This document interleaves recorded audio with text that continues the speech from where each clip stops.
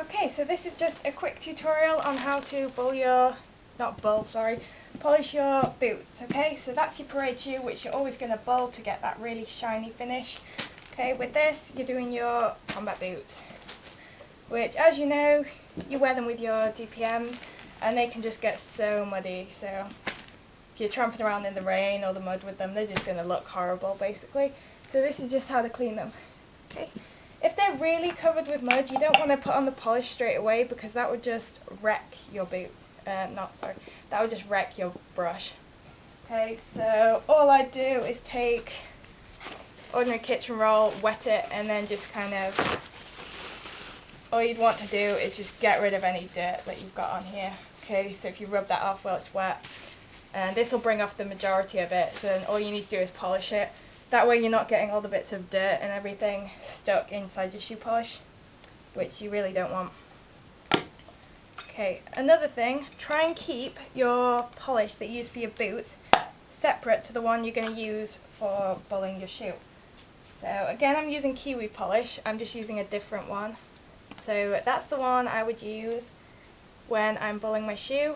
Try and keep that one nice and clean, nice and round, because you're just bulling it and then taking it off.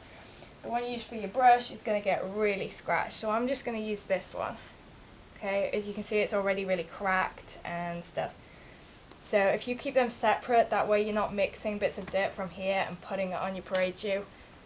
Because the shinier you want your parade shoe, the cleaner your polish is going to have to be. Okay, it's really easy to do your boots. So all you do is take a polish brush. Okay, that's a polish brush, that is a taking off brush. I can tell because that one's white and that one's black, so that one's had a lot more polish on it. You take some of your polish, okay, you don't have to take loads, just a bit, enough so you can see it. And then all you're going to do with this is work it into your boot. As the parade shoe is the one that needs to be bulled, you do not need to bull your boot at all. Okay, all you want is that it's nice and clean and it's kind of polished. It'll be nice. It'll be clean with this. You just won't get that really shiny finish. And if you do bull your boots, it'll be kind of pointless because the things you use these for, it's all just going to get scratched off anyway. So that's why we don't bother with it. Okay, so you can see I've got a really matte finish on this boot now. It's all gone really dull. It was like that before. It was kind of shinier. Okay, so it's gone really dull, and that just shows that we've got a lot of polish on there. Okay, also make sure you get into your welts around here, because if you have like a clean shoe with a dirty welt, it just looks stupid. So make sure you get all the way around your shoe with your brush. Okay, and just keep working it in until there is nothing left on your brush. So my brush is clean now. Then you take your white taking off brush, and all you're going to do is go over the polish that you've just put on.